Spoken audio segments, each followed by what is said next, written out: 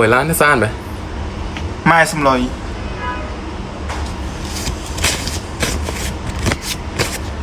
Nè còn. Dạ cai cho nó ơi cái chai mà ngày ta bay bó này cùng chai đôi chân tới. Chầm. Anh đừng rơi chai phong. Ta mới chạy ao tràn trên con mày. Hay bà lợi còn thanh trắng. Chạy được con mày cạch. Tên là cà phê. Bán phong bay pon. Thì mới hay về đừng thon ai ở đấy hay ở bên cạnh chẳng ai ở bên cạnh chạy đá bên cạnh mà bên anh rồi thấy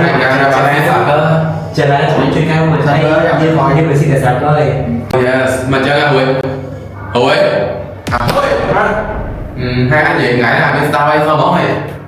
Bên đây mà vì chạy gì đấy nó ta là phải chai đi trắng là tay mình chai này. Nhá cái bài cha cái đó này. chứ như mình chơi lên chơi kết này Bên ta mở đến tin cả ba mình có phê sẵn rồi. chúng mình đi trai ao thần con một bé cái trai gì nữa Anh nắng vậy tới với bộ bạ vô đấy anh nắng với picture anh với mau pi tệ form mà bảo tệ bảo dương. Ê kia là cái phần này. Ông lấy cái hạt rồi. Anh nắng cái hai inflation. Sao? Tệ form mà nó cứ nó về đây tầm lại tầm đánh can lá đểធ្វើឲ្យលុយធ្លាក់ចុះហើយហ្នឹងក៏វាជាមូលហេតុដែលធ្វើឲ្យរបស់របរដូចជាកាហ្វេក៏របស់ល្អផ្សេងទៀតអញ្ចឹងទៅវាមានតម្លៃថ្លៃនៅពេលបច្ចុប្បន្នប្រៀបទៅនឹងអតីតកាលហើយនៅពេលដែលកំណើអតិផលមកវាកើនឡើងហ្នឹងវាធ្វើឲ្យលុយរបស់យើងដដែលក៏ប៉ុន្តែយើងអាចទិញរបស់បានទៅជាមុនឧទាហរណ៍នៅកន្លងឆ្នាំ1997កាហ្វេមួយកែវមានតម្លៃត្រឹមតែប្រហែលជា1000រៀលប៉ុន្តែបើសិនជាយើងមាន1000ហើយចង់ទៅទិញកាហ្វេមួយកែវឥឡូវហ្នឹងប្រហែលជាទៅអត់បានទិញមកកែវទៅទេមើលទៅអតិផលរបស់ហ្នឹងវាអាចកើនឡើងដោយមូលហេតុច្រើនផ្សេងគ្នាហើយចំណុចទី1ហ្នឹងគឺអតិផលរបស់ដែលបណ្ដាលមកពីតម្រូវការ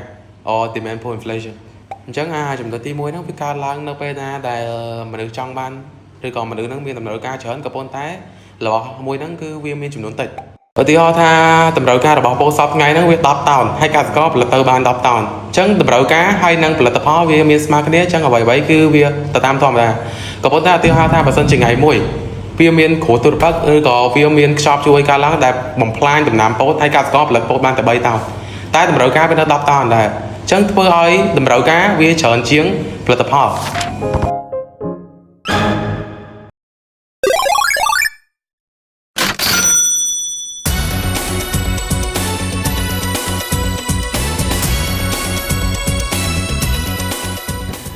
ហើយដោយសារតែតម្រូវការច្រើនជាង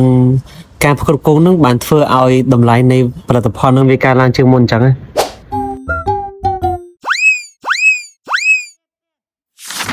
វាកើនឡើងដោយសារតម្លៃឡើងថ្លៃព្រោះឯការចំណាយច្រើនជាងមុនដើម្បីផលិតរបស់មួយនឹងសាកគិតមើលបើអ្នកលក់ពោតលីងគាត់លក់ក្នុងតម្លៃ$3ប៉ុន្តែខ្ចប់ជួមុននឹងដែលបំផ្លាញចំការពោតរបស់អ្នកដាំវាជាហេតុដែលធ្វើឲ្យអ្នកលក់ពោតលីងទិញពោតក្នុងតម្លៃលើសពីមុនជាធម្មតាពោតលីងក្នុងមួយថង់ត្រូវចំណាយលើពោតមួយផ្លែតម្លៃ$1ហើយនឹងការចំណាយក្នុងការលេងពោតអស់$1ដែរអ្នកលក់ពោតលីងគាត់ចំណេញលុយ$1នៅពេលដែលគាត់លក់ពោតលីងមួយថង់$3តែព្រោះតែខ្ចប់ជួដែលបំផ្លាញចំការពោតមុននឹងជាហេតុដែលធ្វើឲ្យពោតមួយផ្លែឡើងតម្លៃដល់$2ហើយការចំណាយលើការលេងពោតអស់$1ថែមទៀតអញ្ចឹងយើងឃើញថាបើសិនជាអ្នកលក់ពោតលីងគាត់អត់ដំឡើងតម្លៃលក់ពោតលីងមួយថង់ទេគាត់នឹងមិនអាចចំណេញលុយពីការលក់សោះដែលជាហេតុអ្នកលក់ត្រូវដំឡើងតម្លៃមួយថង់ទៅ$4ដើម្បីបានចំណេញ$1ដូចមុនវិញ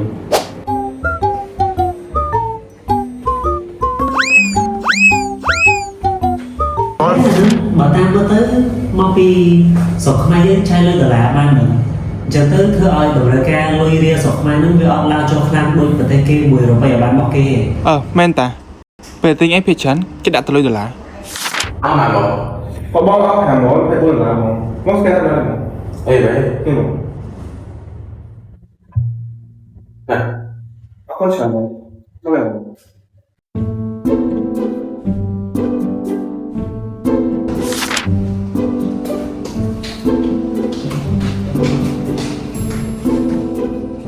lâu rồi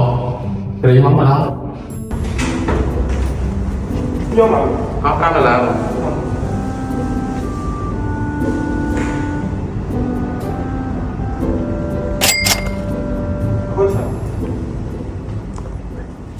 ប៉ុន្តែសម្រាប់ប្រទេសផ្សេងភាគច្រើនគឺយើងអត់អាចយកលុយដុល្លារហ្នឹងទៅចាយនៅក្នុងប្រទេសគេបានទេ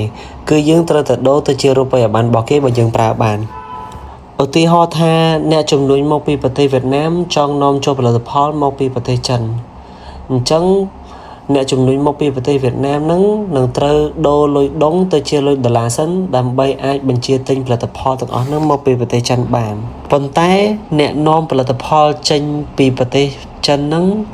มันអាចធ្វើចរាចរណ៍លុយដុល្លារនៅក្នុងប្រទេសចិនបានទេអញ្ចឹងហើយពួកគេត្រូវតែដូរពីលុយដុល្លារហ្នឹងទៅជាលុយយួនសិនបានពួកគេអាចប្រើប្រាស់នៅក្នុងប្រទេសចិនបាន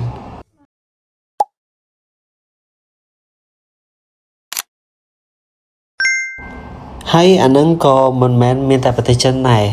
ប្រទេសខាងផ្នែកអឺរ៉ុបក៏ដូចគ្នាមុនពេលដែលយើងអាចចាយលុយនៅក្នុងប្រទេសនឹងបានតើតែយើងដូរទៅជារូបិយប័ណ្ណរបស់គេសិនទើបយើងអាចធ្វើការបញ្ជាទិញលក់នៅក្នុងប្រទេសនឹងបានហើយក៏ដោយសារតែការនាំចេញនិងនាំចូលឆ្លងប្រទេសនីមួយៗហ្នឹងដែលធ្វើឲ្យកំណើននៃតម្រូវការរូបិយប័ណ្ណនៅក្នុងស្រុកនៃប្រទេសនីមួយៗហ្នឹងកើនឡើងផងដែរប៉ុន្តែបើនៅប្រទេសកម្ពុជាយើង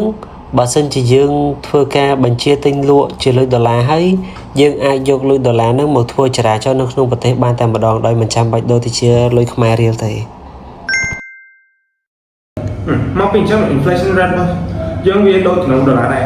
តែមិនបាន2008យើងឡើងខ្ពស់មែនបើអាមេរិកអីហ្នឹងចាំបានហើយមកសុំមកមកឲ្យ rider វិញមកមកតែតែតែមិនបានចិត្តគេបានចុងគួយស្មៃអានោះមកពីយើងនាំឲ្យបានចូលច្រើនពេកមែននិយាយទៅស្មៃយើងនាំចូលមកច្រើនមែនតែហ្មងដូចជាមហោបហើយនឹងភេងហើយដល់ពេលតម្លៃទីផ្សារវាឡើងអញ្ចឹងប្រទេសយើងប៉ះពាល់នឹងគេយល់ទេឧទាហរណ៍ដោយការផ្គត់ផ្គង់ប្រេងនិងសាំងជាដើមជាធម្មតាយើងជាប្រទេសដែលនាំចូលសាំងហើយប្រេងមកពីប្រទេសក្រៅចឹងពេលដែលប្រទេសដែលយើងនាំចូលហ្នឹងមានសុខសន្តិភាពធ្វើឲ្យតម្លៃសាំងហើយប្រេងវានឹងនៅថេរធម្មតាដោយសារតអ្នកផ្គត់ផ្គង់ហើយតម្រូវការរបស់មនុស្សវាអត់មានការប្រែប្រួលខ្លាំងទេតែពេលដែលប្រទេសដែលផ្ដល់នៅប្រេងហើយសាំងឲ្យយើងហ្នឹងមានសង្គ្រាមឬក៏ជួបគ្រោះទុរភិក្សគ្រោះធម្មជាតិធ្វើឲ្យការរុករកប្រេងនិងការដឹកជញ្ជូនមានការលំបាកជាងមុនកត្តានេះហើយដែលធ្វើឲ្យចំនួនអ្នកផ្គត់ផ្គង់ប្រេងមានការថយចុះតែតម្រូវការប្រទេសយើងនៅតែត្រូវការដដែលអញ្ចឹង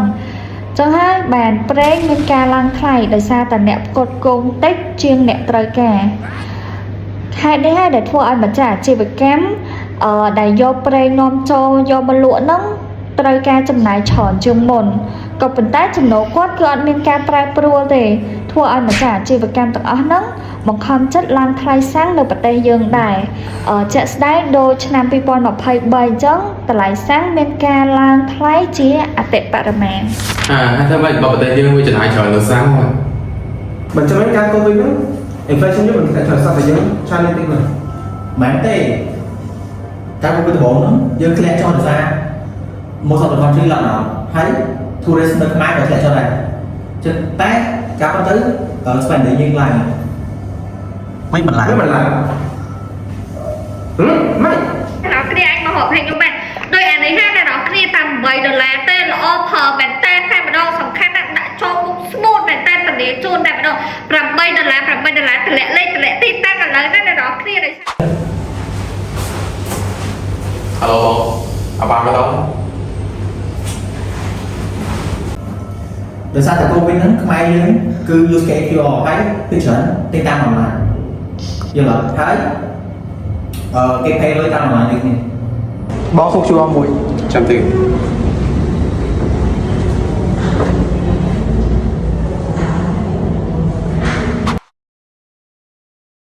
បងខ្ញុំសុំ QR code មួយបងចុះ inflation របស់យើងមកពីកត្តា3ហ្នឹងសេដ្ឋកិច្ចមិនស្រួលដូចយើងគិតទេណាមិនតែចឹងគេថាប្រហែលជាអញមានថាអីទៀតតែគាត់យើងមើលដឹងទេមែនតែចុះការវិនិយោគចេញមកប្រចាំទេអត់ចុះកសិកម្មអីរោងចក្រมันមានដំណើរដល់ labor ហើយនឹង demand ទេយើងអត់មានគិតដល់ហ្នឹងទេចាំសុំគ្រូតាចឹងក៏បានមិនតែចឹងសុំគ្រូហ្មងនៅនិយាយគ្នាទៀតទៅចាំតែបានទេមែនអត់បានមកចង់ថាហើយនៅមួយអីដែលយើងនិយាយហ្នឹងដឹងថាខុសអត់ហ្នឹងយើងមែនតើសុំគ្រូសិនណាមែនតើសុំគ្រូទៅច្បាស់ជាងវិញប៉ែអើសើមើលខ្លួនឯងទៅនេះអញ្ចឹងយើងមានពេលនិយាយតហើយតើតោះមកចូលនេះសិក្សាទៅ Yes បងនៅពីសោពីស៊ីននោះ មានវិស័យ presentation នៅហុយលើ